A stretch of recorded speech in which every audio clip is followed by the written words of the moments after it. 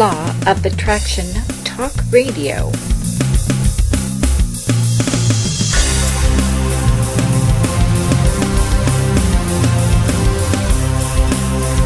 Get ready to be the best you can be. Stay tuned for the Law of Attraction Talk Radio with Jules.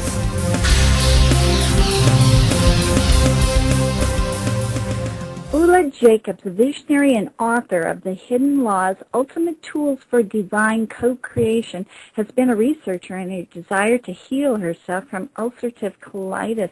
During her search, she discovered 5, or I believe it's 6 universal laws, which led her on a journey of self-empowerment. She joins us today from Victoria, British Columbia, and I'm delighted that she is here giving us some great insight on these hidden laws.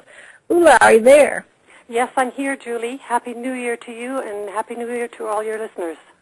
Oh, great. Yes. Happy New Year's to you.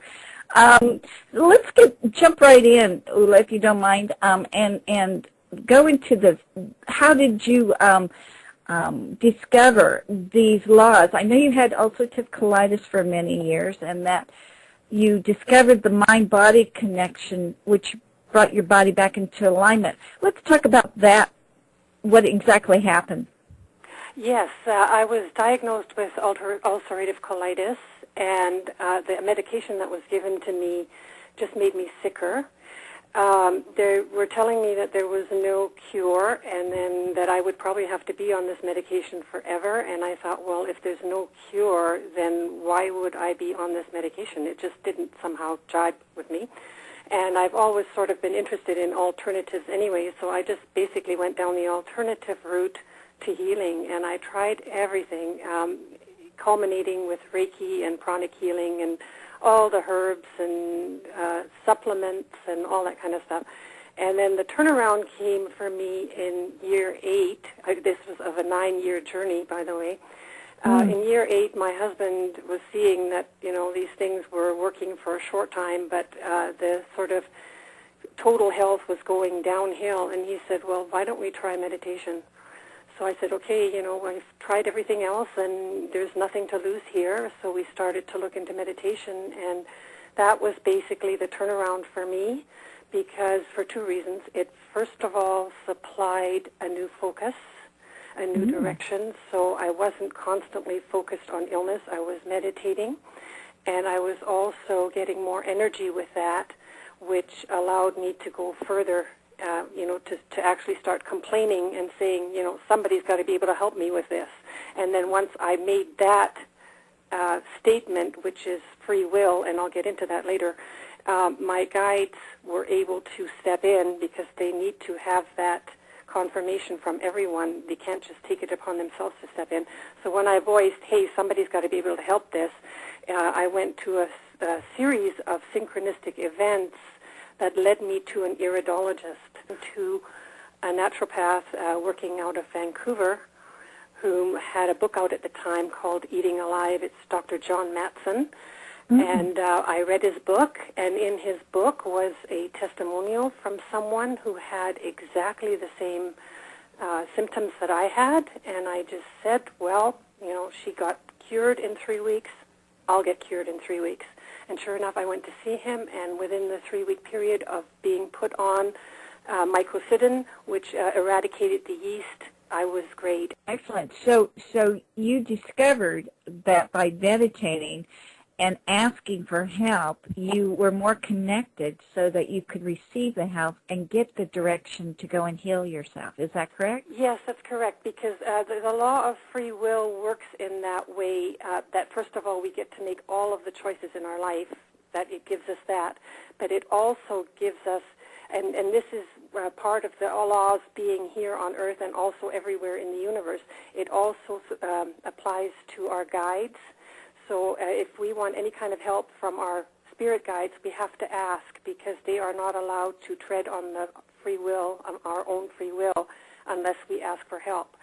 So that portion of it, and I didn't know that at the time until I got into all this research with the universal laws, but that was what was at work at that point. When I made the statement, somebody's got to be able to help me, and all these things fell into place. And it wasn't easy. It was a succession of things that came together to get me to the naturopath in Vancouver. Mm. So did you meet your guides? I mean, how did you discover that? Not at that time, no. I'm looking back. I see where I was led. I see. Yeah. Okay. But I have since. What was the next step after you found that? You did. I mean, what made you look into all of the universal laws? Well, that is an interesting question, too. And in my previous interview, I was asked how I got to the laws, and I told them that I was given the laws, but I should probably explain that a little bit further.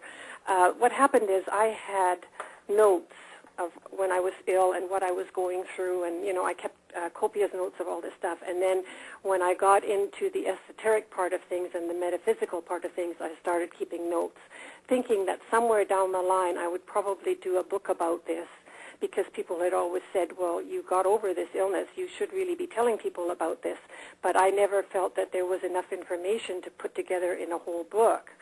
So I thought, okay, when all this esoteric stuff started coming along, I thought, well, I'll keep notes, and then down the line, I'll put it in a book. So I got to the stage where I had all this information, and I thought, okay, it's time to put it together. And I couldn't see where it would go, what's it going to do. So I asked my guides the night before I fell asleep. I said, okay, I'm at a standstill here. I don't know where this is going. So as often happens with me, in the middle of the night, 3, 4 in the morning, somewhere in there, I usually get my visions. I'm standing on the other side of the veil, and there's a guide standing beside me, and there's a it's in like a small theater setting. And there's a couple of guides up on this little stage, and they're doing a singing of some sort. And when my consciousness was brought into this, there was already a dialogue going on. But when I entered it and remembered the part I remembered, the guide next to me says, "Do you get it yet?" And I'm standing there going, "Get what?" Because I don't remember what went on before then. Like I wasn't consciously aware of the conversation before then. And they said, "Hidden laws." And then at that very moment they showed me the cover of the book as being Hidden Laws. So I went back to my notes and looked to see what was there and just started to group things into laws. I could see it was all there. It just wasn't, there was no cohesion to my notes. And then when they gave me the title, I thought, oh yeah, the light bulb came on. I thought, oh yeah, I see where they're going with this, because a lot of the information was there in order to have me bring it into cohesion along the lines of the laws. And except for that was 5 laws. And then the last law, the law of transition, came much later. I had a whole section that I had devoted to about death, the fact that we really don't die and it's just the body and all of that stuff.